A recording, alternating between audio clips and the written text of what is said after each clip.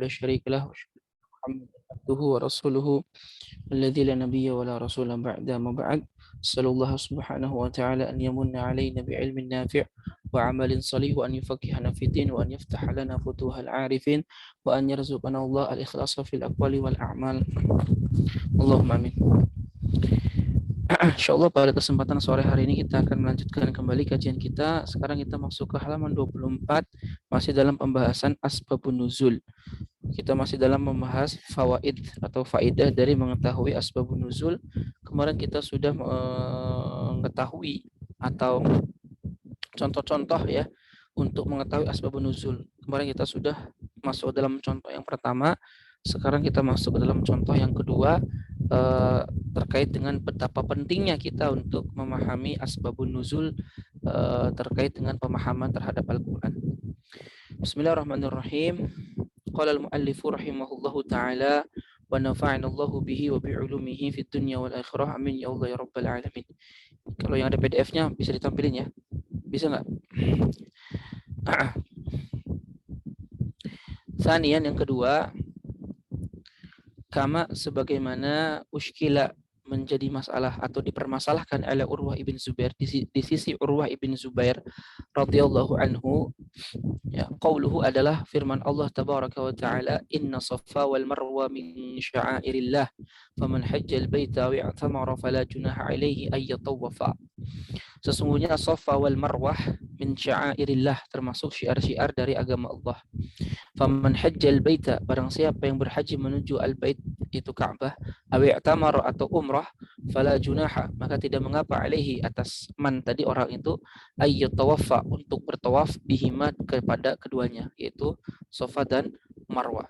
Zahir ayat ini kan menunjukkan bahwa tawaf di Safa dan Marwah itu hukumnya tidak wajib. Makanya dikatakan fala junaha alaihi, maka tidak mengapa baginya untuk bertawaf di Safa dan Marwah. Artinya hukumnya nggak wajib. Kalau melihat zahir ayat dari kalimat fala junaha. Fa inna zahiral ayati al-karimati, maka sesungguhnya zahir ayat yang mulia, yushiru, mengisyaratkan, ila adami wujubis sa'i, kepada tidak wajibnya sa'i, ya, baina Safa wal Marwah, antara Safa dan Marwah. Padahal kan kita ketahui ya, dalam buku-buku fikih, khususnya fikih Syafi'iyah, yang namanya sa'i baina Safa wal Marwah termasuk wajib, ya, termasuk wajib. Bahkan dia adalah rukun haji. Hatta qala Urwah ibn Zubair, sampai-sampai berkata Urwah ibn Zubair li khalatihi, kepada bibinya, yaitu Aisyah ummil mukminin, yaitu ibunda Aisyah ummil mukminin, karena Urwah ibn Zubair itu masih saudaraan dengan Aisyah. Ya. Ya khalah, wahai bibi, innallaha ta'ala yaqulu, sesungguhnya Allah Ta'ala berfirman, fala junaha alaihi ayyatawafa bihima, tidak mengapa baginya untuk bertawaf di keduanya. Fa'ara, maka aku memandang, annahu la ba'sa 'alal insan, bahwasanya la ba'sa, tidak mengapa, 'alal insan, bagi manusia, an yatruka sa'ya, untuk meninggalkan sa'i, bainahuma, antara Safa dan Marwah. Kan rukun haji itu kan ada 6. Ya, seingat saya ada 6. Ya. Yang pertama itu adalah apa? Ada tawaf ifadah. Ya. Ada wukuf di Arafah, ada sa'i baina Safa wal Marwah. Ya. Kemudian ada yang pertama itu apa? Astagfirullahaladzim. Lupa saya. Ada tartib, ya. Kemudian ada halq wa taksir, ya. Keenam itu, yang pertama itu apa namanya? Niat, ya, niat. Bahasa lainnya niat itu apa di situ tuh, di fikih itu?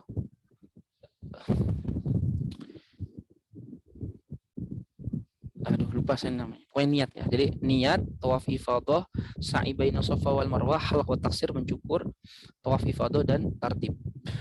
Ya. Itu wukuf di Arafah dan tartib itu adalah rukun haji dalam mazhab Syafi'i. Sedangkan rukun umroh sebagaimana rukun haji kecuali Arafah, tidak ada wukuf di Arafah dalam umroh. Nah, faqalat salahu Aisyah, maka berkata Aisyah kepada Zubair bin Awam, Urwah bin Zubair, ya. Bi'sa ma qulta, betapa buruknya yang kau katakan, ya ibna ukhti, wahai anak laki-laki dari saudari perempuanku.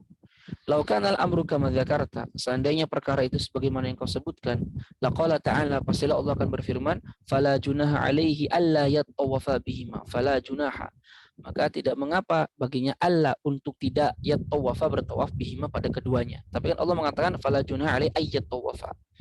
Thumma akhbaratsu, kemudian Ibunda Aisyah menyampaikan informasi kepada Urwah bin Zubair bi anna nasa fil jahiliyati, bahwa manusia pada masa jahiliyah kanu, mereka dulu yas'auna, sama sa'i, baina Safa wal Marwah, antara Safa dan Marwah,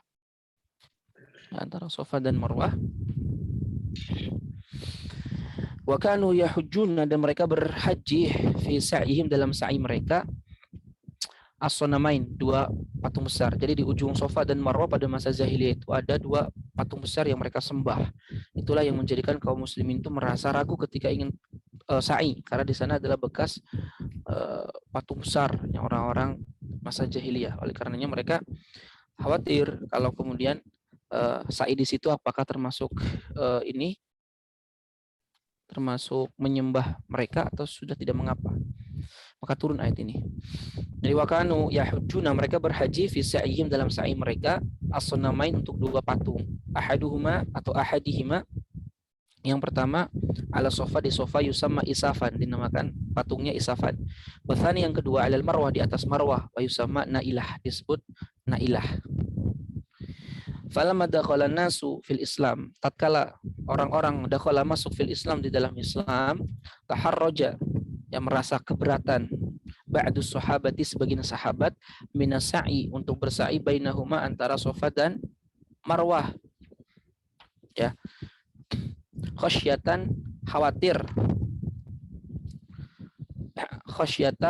khasyata an yalta bisa al-amru bi ibadatil jahiliyah, khawatir an yalta, bisa tercampur, al-amru, perkaranya, yaitu perkara sa'i itu, bi ibadatil jahiliyah, dengan ibadah jahiliyah yang dulu mereka itu menjadikan antara Safa dan Marwah itu sebagai tempat patung yang mereka bersa'i untuk kedua patung tersebut. Nah, sebagian sahabat itu merasa keberatan hatinya untuk melakukan sa'i tersebut karena itu adalah bekas ibadahnya orang kafir. Jadi khawatir kalau seandainya kemudian mereka bersa'i apakah termasuk ibadahnya mereka atau bukan. Nah, itu. Ya. Kemudian fanazalatil ayatul karimatu, maka turunlah ayat yang mulia ini, tadfa'u, yang menolak atau menghilangkan, anhum, dari mereka, al-itsma, dosa, wal haraj, dan ya sama, ke al-haraj itu sama dengan itsm, dosa, dan ya itu sama, wa tujibu alaihim, dan mewajibkan kepada mereka si ayat itu, as-sa'ya, bersa'i lillahi ta'ala, karena Allah, la lil asnam, bukan untuk patung. Jadi ayat itu turun, fala junaha alaihi ayyatawafa bihima, itu merespon sebagian sahabat yang merasa keberatan untuk sa'i karena dulunya di antara Safa dan Marwah itu ada bekas patung-patung yang mereka sembah. Ya, sehingga kemudian merasa keberatan. Maka Allah turunkan ayat ini untuk menghilangkan keberatan mereka itu, menghilangkan keraguan mereka itu, bahwasanya tidak mengapa untuk tawaf, untuk sa'i di antara Safa dan Marwah, tapi lillah, karena Allah Ta'ala, bukan karena patung. Faqad raddat Aisyah tuh, dan Aisyah di sini telah membantah ala Urwah, kepada Urwah, fahmahu, pemahamannya, wa kana dzalika bisababin nuzul, dan bantahannya itu disebabkan oleh pengetahuan Ibunda Aisyah bisababin nuzul, dengan adanya asbabun nuzul.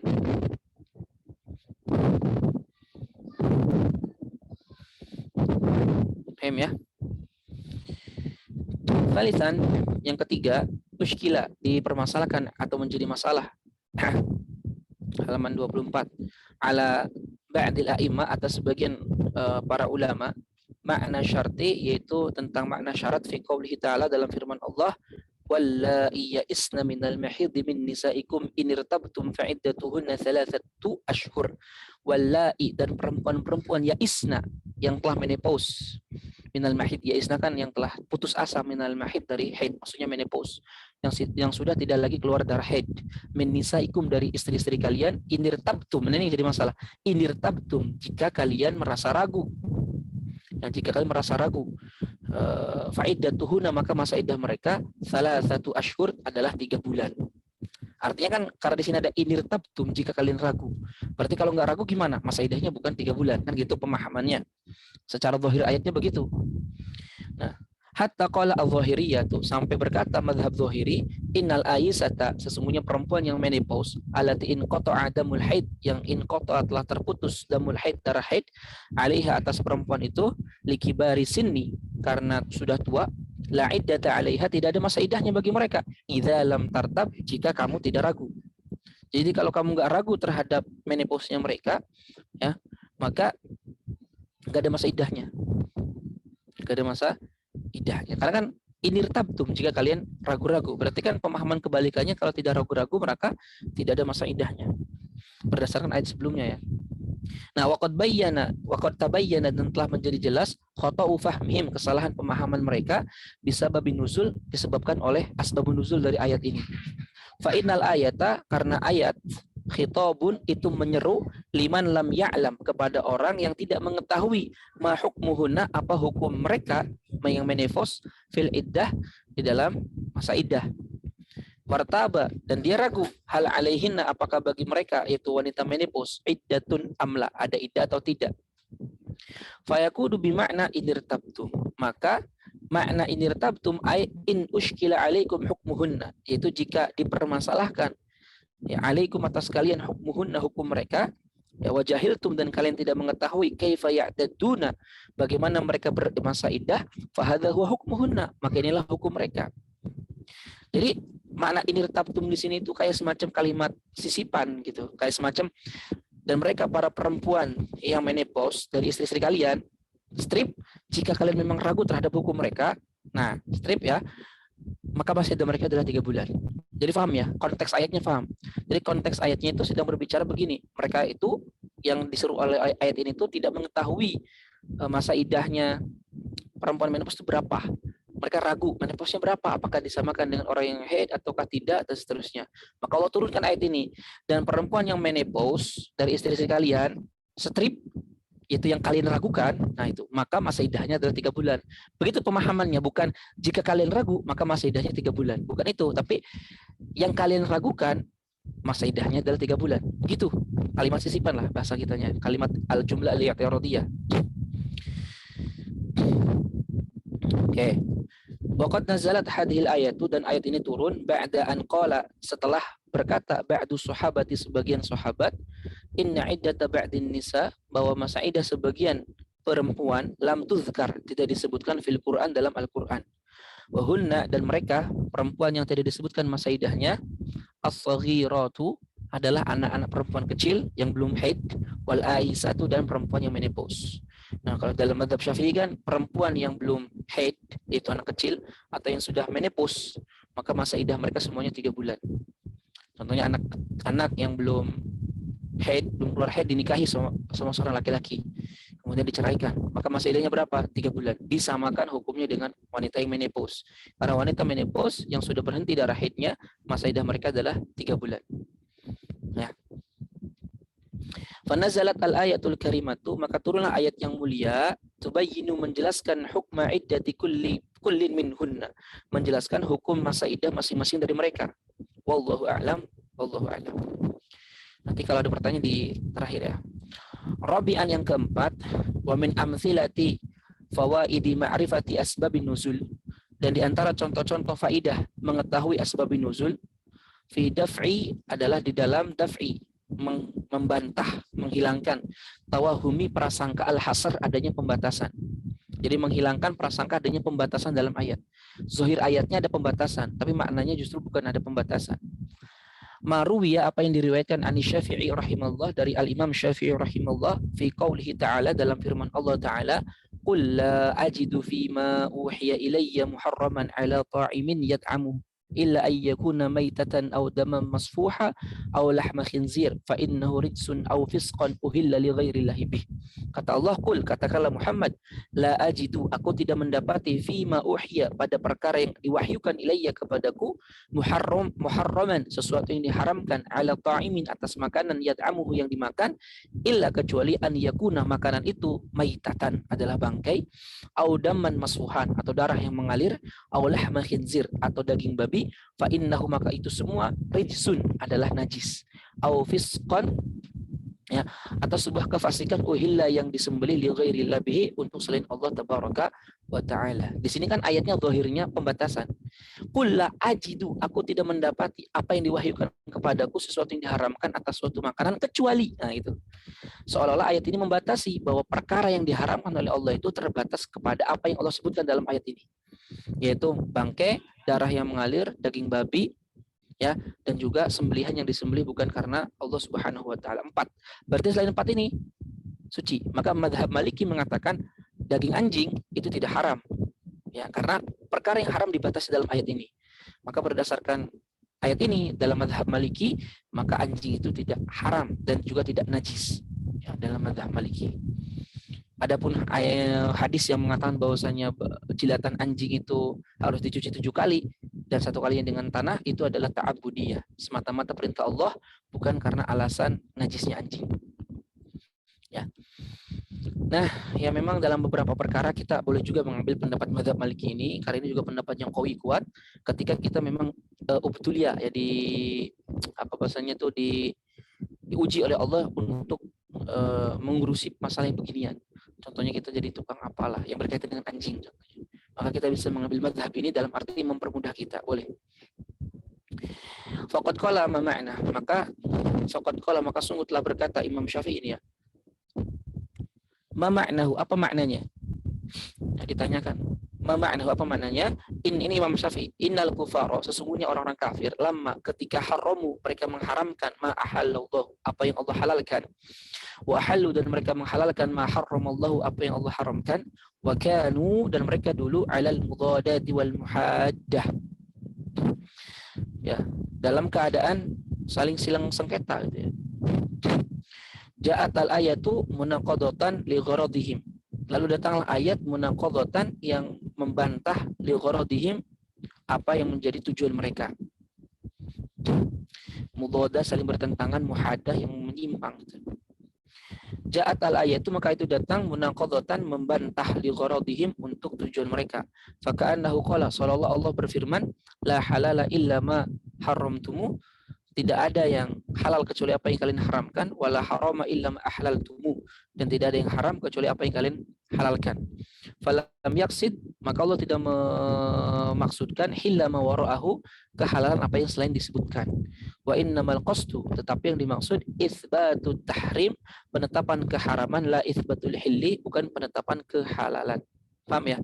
Jadi yang disebutkan Allah ini adalah menetapkan keharaman, bukan menetapkan kehalalan selainnya. Paham gak ini?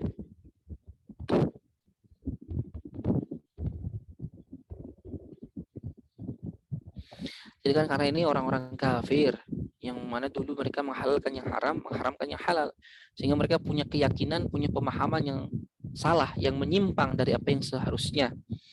Nah, kemudian mereka itu dijelaskan sama Allah bahwa apa yang mereka yakini selama ini halal itu haram, yaitu bangkai, darah yang mengalir. Nah, Allah tidak sedang menetapkan kehalalan selain dari yang disebutkan, enggak. Tapi Allah sedang menetapkan keharaman yang disebutkan. Tetapi tidak memastikan selain yang tidak disebutkan tidak haram juga, enggak. Tadi sedang merespon apa yang dilakukan oleh orang-orang jahiliyah pada masa itu.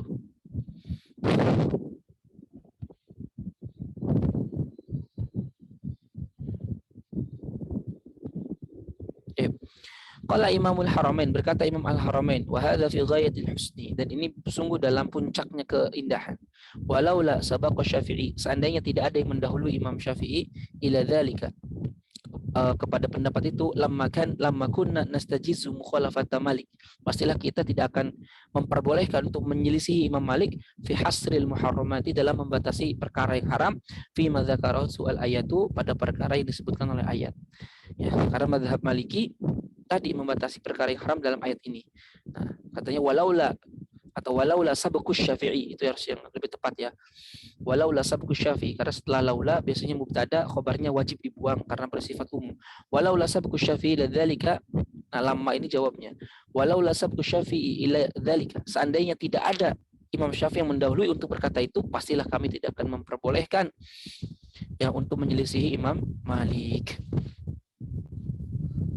Allahu a'lam. Ada yang tanya nggak sampai sini? dalilnya sudah 8. Yang Nah itu di antara contoh-contoh faidah pentingnya kita memahami asbabun nuzul lil isti'anah ya, isti'anati fahmil Quran, untuk menjadi pelindung penolong kita dalam memahami Al-Quran. Bentuk. Ada yang tanya dulu?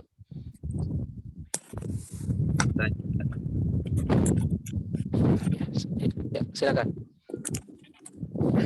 Tadi kan menurut Imam Maliki itu kan mengharamkan atas dasar ayat di atas.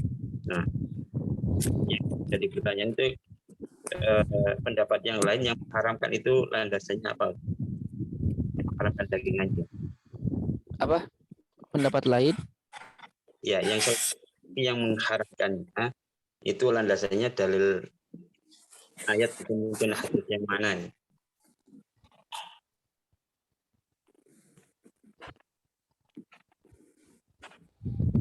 Gimana?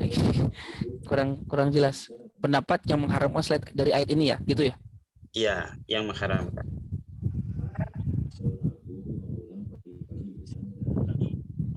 Cerdasan, mengajar, cerdasan. Bentar.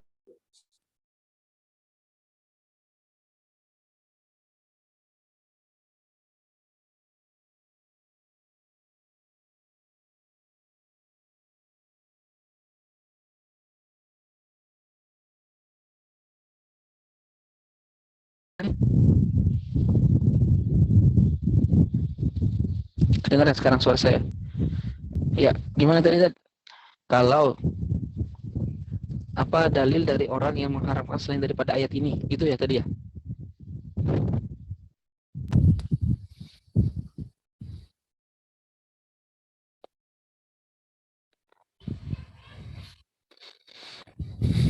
Gitu, betul.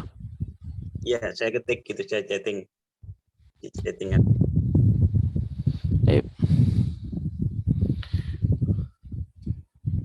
Mana chatnya? Chat. Assalamualaikum. Yang mengharamkan daging anjing. Yang mengharamkan daging anjing selain Imam Malik ya 3 mazhab. Mazhab Hambali, mazhab Hanafi, mazhab Syafi'i mengharamkan semuanya anjing. Dan menganggap anjing itu adalah najis. Yang menghalalkan daging anjing dan tidak menganggapnya najis itu hanya Imam Malik, mazhab Maliki.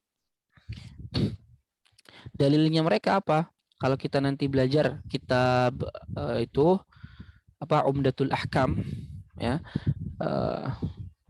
karangan Imam Al-Maqdisi, nanti disyarah oleh Imam Taqiyuddin Ibnu Daqiq Al-Id dalam kitabnya Ihkamul Ahkam, Syarah Umdatul Ahkam. Nah, di sana nanti dijelaskan mazhab jumhur kenapa mengatakan bahwa daging anjing itu adalah najis berdasarkan hadis Nabi. Bahwasanya idza walagal kalbu, ya, apabila anjing itu menjilat al-ina wadah faghsiluhu sab'a marat, maka basuhlah 7 kali, wa ihdahunna biturab, dan salah satunya dengan debu atau tanah ya.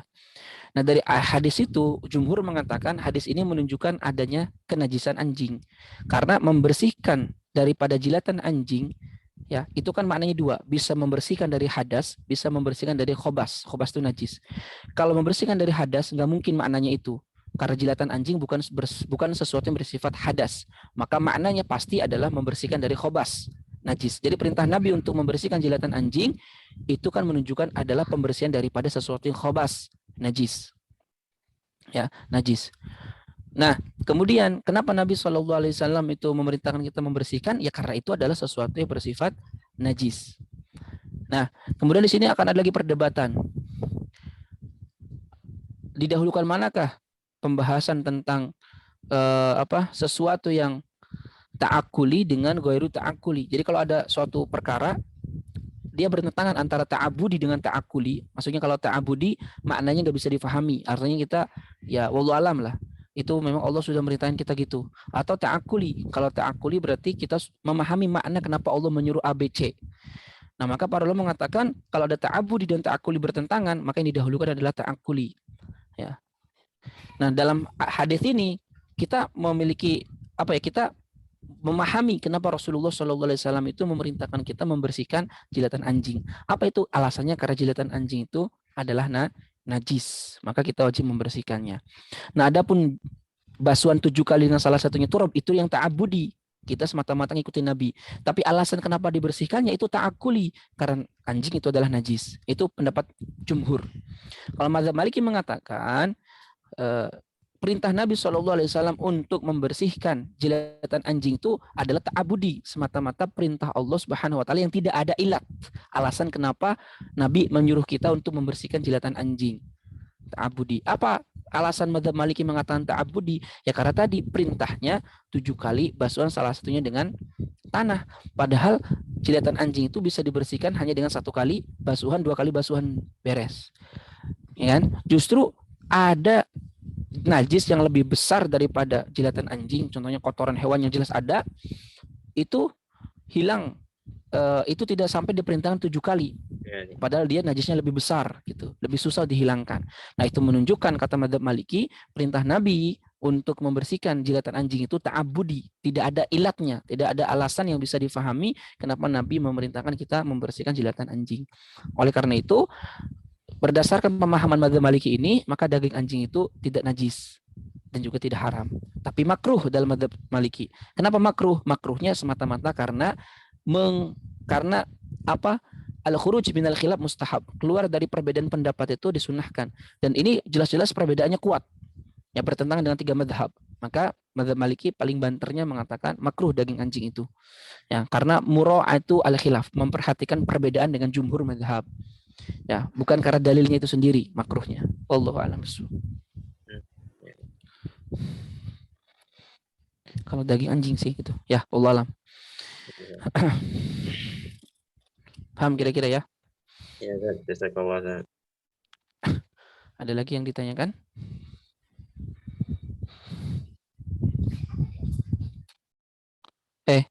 Sah?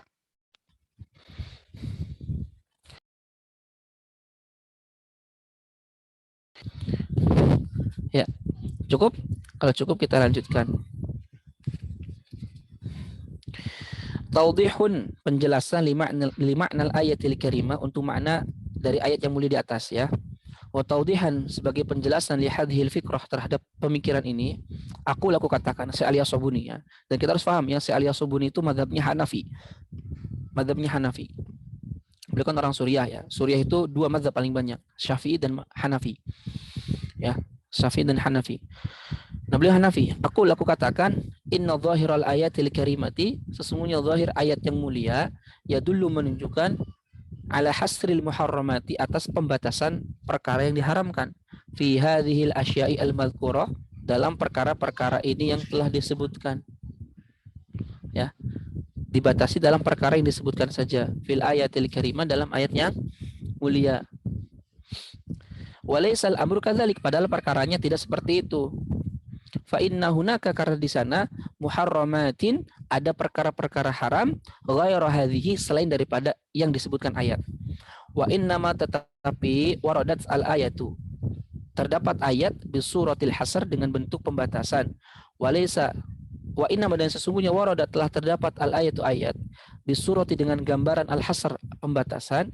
Walaysa ma'naha al hasr, tetapi maknanya bukanlah al hasr. Liraddi, untuk membantah, alal musytarikina, atas orang-orang yang berserikat, fi tahrimihim, dalam pengharaman mereka, ma ahallallahu, terhadap apa yang Allah halalkan, ya, wa tahliluhum, ya, dan penghalalan mereka, lima haramallah, terhadap apa yang Allah haramkan. Jadi pembatasan itu tujuannya adalah untuk membantah orang-orang yang berserikat. Kalau mushtarikin di sini ya. Kalau dalam kitab antum mushtarikin atau musyrikin? Musyrikin. Ya, ini salah. Mushtarikin musyrikin. Yang cetakan darah alamiah mushtarikin musyrikin. Di PDF musyrikin. Musyrikin. Ya, lebih tepatnya musyrikin. Maknanya lebih ke sana. Di sini mushtarikin. Ya. Jadi liraddi, untuk membantah, alal musyrikin, atas orang-orang musyrik, fi tahrimihim, dalam pengharaman mereka, ma ahallallahu, apa yang Allah halalkan, wa tahlilahum, dan membantah orang-orang musyrik. Oh, berarti wa tahlilihim, ya afwan, ataf ke tahrimihim, fi tahrimihim wa tahlilihim, dan membantah terhadap penghalalan mereka lima haramallah, terhadap apa yang Allah haramkan.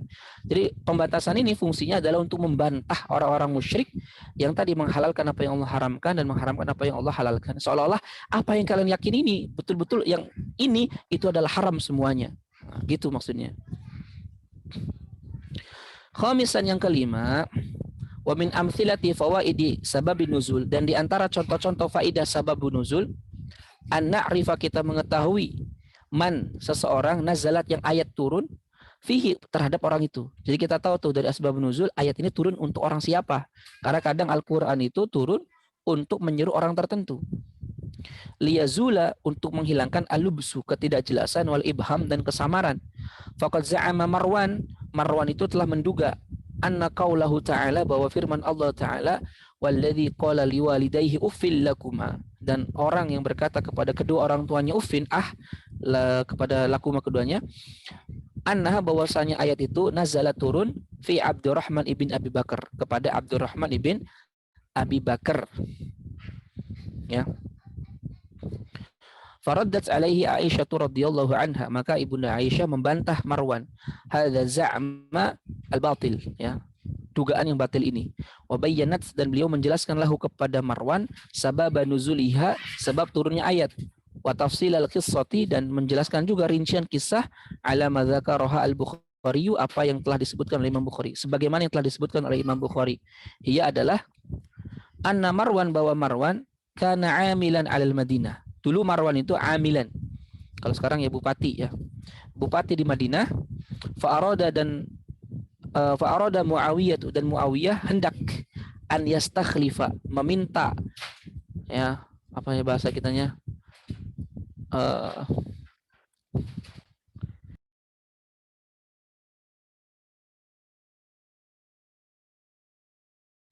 An yastakhlifa, untuk meminta pergantian kepemimpinan, itu ya. Bahasa kitanya apa sih, bahasa Indonesianya itu? Suksesi, ya. An yastakhlifa, Muawiyah itu menghendaki an yastakhlifa, mensuksesi Yazid, gitu ya.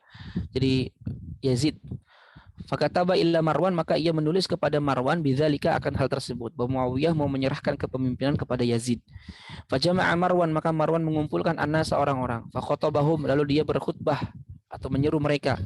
Fadzakara Yazid, lalu Yazid menyebutkan, wada'a, dan menyeru, ila bai'atihi, untuk membaiat Yazid. Waqala, berkata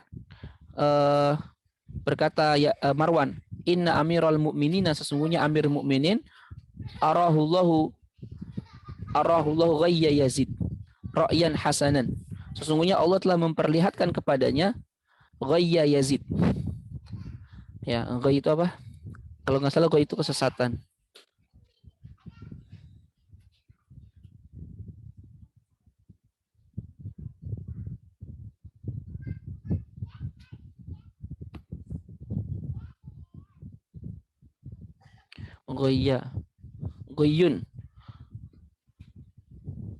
Goyun itu ad-dhalal, kesesatan. Ya. Inna amirul mu'minin, sesungguhnya amir mu'minin, arahullahu, Allah memperlihatkan kepada amirul mu'minin ghayya Yazid, kesesatan Yazid. Begitu. Ra'yan hasanan, sebagai pendapat yang baik. Wa in yastakhlifhu, seandainya dia memberikan kekuasaan kepada Yazid, faqad istakhlafa Abu Bakr wa Umar, maka sungguh Abu Bakar dan Umar juga telah melakukan istikhlaf. Ini kata Marwan.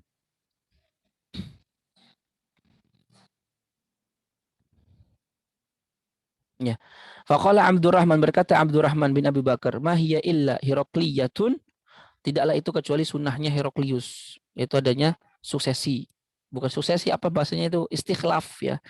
Ya, istikhlaf itu kekuasaan, apa bahasa Indonesia, tahta, gitu ya. Turun temurun, istikhlaf itu. Ya, istikhlaf itu turun temurun. Jadi kata Marwan itu, istikhlaf itu adalah sesuatu yang dilakukan juga oleh Abu Bakar dan Umar. Ya. Dibantah itu. Ya, dibantah sama Abdurrahman bin Abu Bakar, bahwasanya tidaklah itu kecuali adalah sunnahnya Heraklius. Itu kekuasaan dengan cara turun temurun kepada anak, yakni innaha, maka sesungguhnya hal itu istibdadun, limulkin. Istibdad itu oligarki, limulkin terhadap kekuasaan. Ka'amali muluki Rum, sebagaimana pekerjaannya, aktivitasnya, perbuatannya para raja Romawi. Jadi kekuasaan dengan didasarkan turun-temurun itu adalah sunnahnya Heraklius, bukan sunnahnya Nabi SAW. Karena Abu Bakar nggak pernah menunjuk Umar sebagai penggantinya dalam arti langsung otomatis menjadi penguasa. Enggak. Tapi Abu Bakar itu mencalonkan, memberikan rekomendasi calon kepada umat, penggantinya beliau itu adalah Umar, dan umat menyetujuinya. Maka setelah itu dibaiatlah Umar. Jadi bukan suksesi ya, bukan istikhlaf. Jadi Abu Bakar itu tidak mengistikhlaf kepada Umar, tapi Abu Bakar itu memberikan rekomendasi calon penggantinya berupa Umar kepada umat, dan umat menyetujuinya. Begitu. Bukan Abu Bakar sekonyong-konyong memberikan kekuasaan kepada Umar ya tanpa persetujuan umat, bukan begitu maknanya. Makanya dibantah, mahya illa hirakliyatun, tidaklah itu kecuali hanya sunnahnya Heraklius saja. Faqala Marwan, maka Marwan berkata, sunnatu Abu Bakar wa Umar. Enggak, itu sunnahnya Abu Bakar dan Umar. Faqala Abdurrahman, maka Abdurrahman bin Abu Bakar berkata, Heraklius. Enggak, itu sunnahnya Heraklius. Inna Abu Bakrin, sesungguhnya Abu Bakar,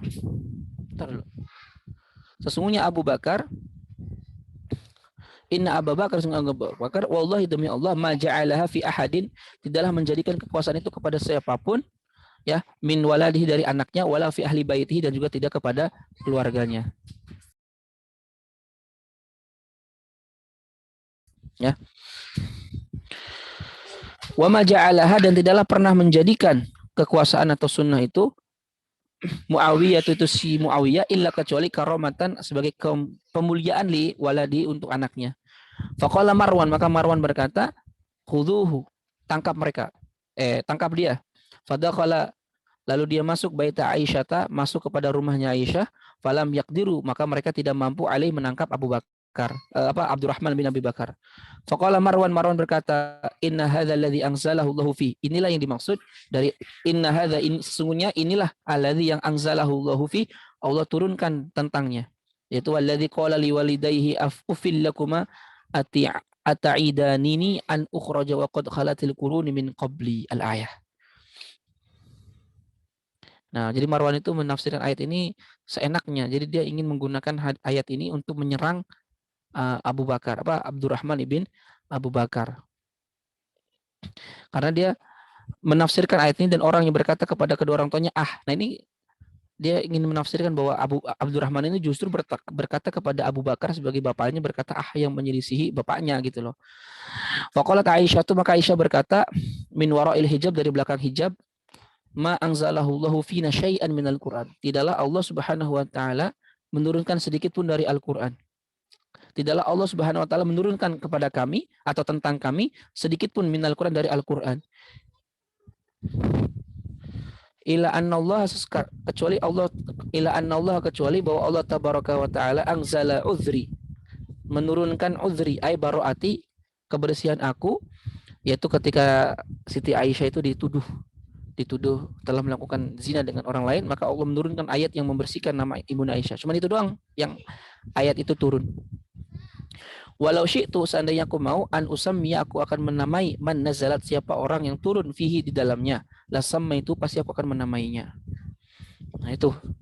Jadi ayat ini turun bukan berkaitan dengan Abdurrahman ibn Abi Bakar. Ya. Oke, dindanya dulu sampai sini.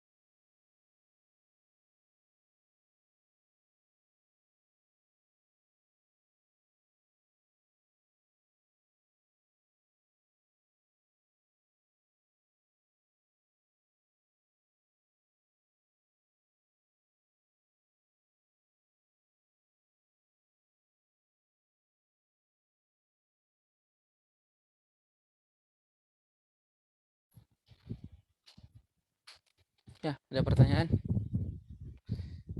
Silakan.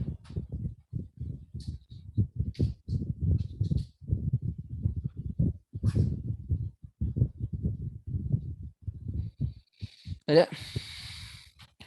Kalau nggak ada kita lanjut dulu ya. Ma huwa sababun nuzul? Apa itu yang disebut dengan asbabun nuzul? Qad terkadang tahsulu, terjadi waqi'atun, suatu peristiwa, atau tahdutsu, atau terjadi haditsatun, suatu peristiwa juga sama. Fatanzilu ayatun, maka turunlah satu ayat. Au ayatun karimatun, atau beberapa ayat yang mulia. Fi sya'ni tilkal waqi'ah, dalam perkara peristiwa tersebut, awil hadithah, atau kejadian tersebut. Fahadha huwa ma yusamma bi sababin nuzul. Inilah yang disebut dengan asbabun nuzul. Atau kata Syekh Abdul Azim Az-Zarqani dalam kitab Manahilul Irfan, yang disebut dengan asbabun nuzul itu adalah, atau Al-Qaid al-Asasiyah fi Ilmul Quran ya, Said Alawi Al-Maliki mengatakan asbabun nuzul itu adalah ayat yang turun karena merespon suatu peristiwa tertentu atau menjawab suatu pertanyaan yang diajukan kepada Nabi Shallallahu Alaihi Wasallam. Itu namanya adalah asbabun nuzul. Waqad ya'ridu waqad yu'radu, dan terkadang diajukan soalun, suatu pertanyaan, ala Nabi sallallahu alaihi wasallam, kepada Nabi sallallahu alaihi wasallam, biqasdi ma'rifatil hukmi syar'i, dengan maksud untuk mengetahui hukum syar'i dalam perkara tersebut. Awil istifsar, itu itu salah ya. Harusnya al istifsar, atau meminta atau bertanya an amrin, akan suatu perkara, min umuriddin, dari perkara agama. Fatanzilu ba'dul ayatil karimah, maka turunlah sebagian ayat-ayat yang mulia. Fahadha aidun, maka ini juga ma yusamma bisababin nuzul, disebut asbabun nuzul. Jadi intinya asbabun nuzul itu dua maknanya. Satu, merespon suatu peristiwa yang terjadi. Dua, menjawab pertanyaan yang diajukan kepada Nabi SAW. Itulah yang disebut asbabun nuzul. Jadi ada peristiwa terjadi, maka Al-Quran turun untuk merespon itu. Itu juga asbabun nuzul. Atau pertanyaan yang diajukan kepada Nabi SAW. Ya, sebagaimana contohnya orang kafir mengatakan kepada Nabi, sif lana rabbak, sifatkanlah kepada kami Tuhanmu. Maka turunlah ayat Al-Ikhlas. Ya. Mithalul hadithati, semisal contoh peristiwa. Marwahu al-Bukhariyu, adalah apa yang diriwayatkan oleh Imam Bukhari, an Khabbab ibn al-Arad, dari Khabbab ibn al-Arad radhiyallahu anhu qala, dia berkata, kuntu kinan ay haddadan, aku tuh dulu adalah haddad, tukang pandai besi. Wa kana li 'alal As bin Wa'il dainun, dan aku memiliki kepada As bin Wa'il itu hutang. Aku punya hutang kepada siapa tadi? As bin Wa'il. Fajitu, lalu aku datang, atau qadhahu daini, untuk memberikan atau menyelesaikan hutangku. Faqala li, maka dia berkata kepadaku, la u'tika dainaka hatta takfura hatta tukaffira bi Muhammadin. Aku tidak akan memberikan kepada engkau hutangmu, ya, sampai engkau kufur kepada Muhammad. Wa ta'budu Lata wal Uzza, dan engkau menyembah Lata dan Uzza. Berarti maknanya kebalik. Li itu kan hak ya. Ala itu ini kewajiban. Berarti wa kana li, aku memiliki alal As bin Wa'il, kepada As bin Wa'il hutang. Maksudnya berarti Khabbab bin Al-Arad itu yang punya piutang. Wa'il yang punya hutang, itu ya. Makanya dia berkata, kata si Wa'il itu, si As bin Wa'il itu, aku tidak akan memberikan kepadamu hutangmu, ya, aku tidak akan membayar piutangmu sampai engkau kufur kepada Muhammad dan menyembah Lata dan Uzza. Fakultu, maka aku berkata, Khabbab bin Al-Arad, la ukafir, aku tidak akan afwan, berarti bukan tukafir ya, afwan, hatta takfuro, sampai engkau kafir bi Muhammadin, dengan Muhammad, wa ta'buda Lata wal Uzza, dan sampai engkau menyembah Lata dan Uzza. Fakultu, aku katakan, Khabbab bin Al-Arad, la akfur, ya, bukan ukafir. Kalau ukafir berarti mengkafirkan orang. La akfur, aku tidak kufur, aku tidak akan kafir, hatta amata yumitu, hatta yumitakallahu, sampai Allah mematikan engkau, thumma yab'atsaka, kemudian Allah membangkitkanmu. Faqala, maka dia berkata si As bin Wa'il, inni idzan lamayyitun, jadi kalau begitu aku itu mayit, thumma mab'utsun, kemudian dibangkitkan lagi. Fantadhirni, ini si As ngomong ke Wa'il, As bin Wa'il ngomong ke Khabbab, fantadhirni, maka tunggulah aku, ila dzalikal yaum, kepada hari itu. Fasa utia, atayuti harusnya ya. Fasa uti malan, aku akan memberikan malan, harta, wawala, dan anak. Fa uwafiyak, Ya. Fa wafiyaka dainaka, dan aku akan memberikan piutangmu. Fa anzalallahu fihi qaulahu. Maka Allah Subhanahu wa taala menurunkan ayatnya. Afara'aital ladzi kafara bi ayatina wa qala la utayanna malan wa walada. Ya. Berarti fasa uta, saya akan mendatangkan. Attala al ghaiba am ittakhadha 'inda rahmani ahda kalla sanaktubu ma yaqulu wa namuddu lahu minal 'adzabi madda wa narithuhu ma yaqulu wa ya'tina farda. Ayat ini turun merespon daripada peristiwa yang ini. Afara'aita, tidakkah engkau melihat alladzi kafara bi ayatina, orang-orang yang telah kufur kepada ayat-ayat kami? Wa qala, dan dia berkata, la utayanna, aku akan pasti mendatangkan malan, harta dan anak. Attala al ghaiba, apakah dia itu bisa melihat perkara gaib? Amit takhadha 'inda rahmani ahda, atau dia sudah berbuat janji dengan Allah Tabaraka wa taala? Kalla, enggak sama sekali. Sanaktubu, kami akan mencatat ma yaqulu, apa yang dia berkatakan, wa namuddu lahu, dan membentangkan baginya minal azab, berupa azab, madda, dengan betul-betul dibentangkan. Wa narithuhu, dan kami mewariskan kepadanya ma yaqulu, apa yang dia katakan, wa ya'tina farda, dan dia datang kepada kami secara sendirian. Wa mithalu su'al, dan contoh pertanyaan, marwiya an Mu'adz bin Jabal radhiyallahu anhu, apa yang diriwayatkan dari Mu'adz bin Jabal radhiyallahu anhu. Aisyah di sini, tungguin nama. Apa yang diriwayatkan oleh Mu'adz bin Jabal radhiyallahu anhu, annahu qala, bahwa ia berkata, ya Rasulullah, wahai Rasulullah, innal yahuda, sesungguhnya orang-orang Yahudi, taghashana. Ya, taghashana. Apa taghashana? Taghasha, ya taghasha.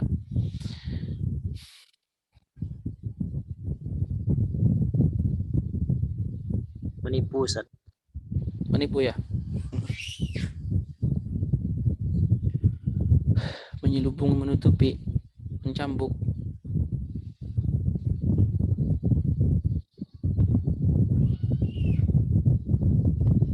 Ya. Taghasha, menutupi. Kalau di sini di dalam kamus, taghasha itu, taghasha naim, taghatta, menutupi. Taghasha adh-dhulam al-qaryah, maka menutup. Mananya menutupi, Ustaz? Innal yahuda, sesungguhnya orang-orang Yahudi, taghashana, telah menutupi kita.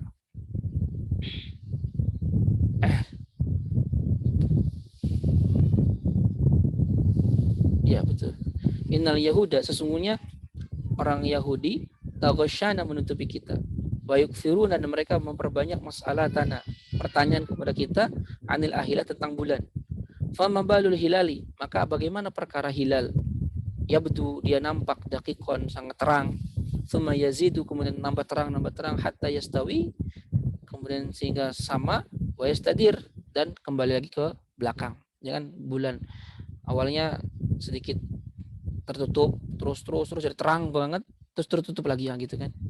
Tsumma yanqusu, kemudian berkurang, itu yang dari terang berkurang, hatta ya'uda kama kan, sehingga kembali sebagaimana semula. Fa'anzalallahu, maka Allah turun ayat,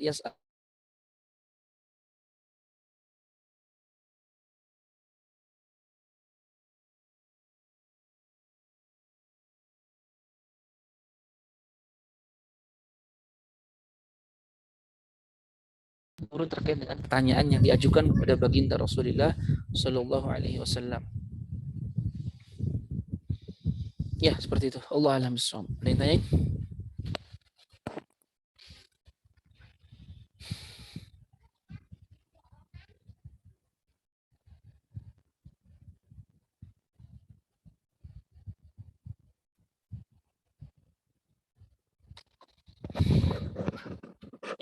Ya, itu definisi asbabun nuzul, dan ini penting, ya. Apalagi kita pada zaman sekarang tuh banyak orang-orang liberal, ya, yang suka mengotak-atik ayat. Pemahaman terhadap asbabun nuzul itu penting agar bisa mendudukan topik yang sebenarnya yang sedang dibicarakan oleh Al-Qur'an.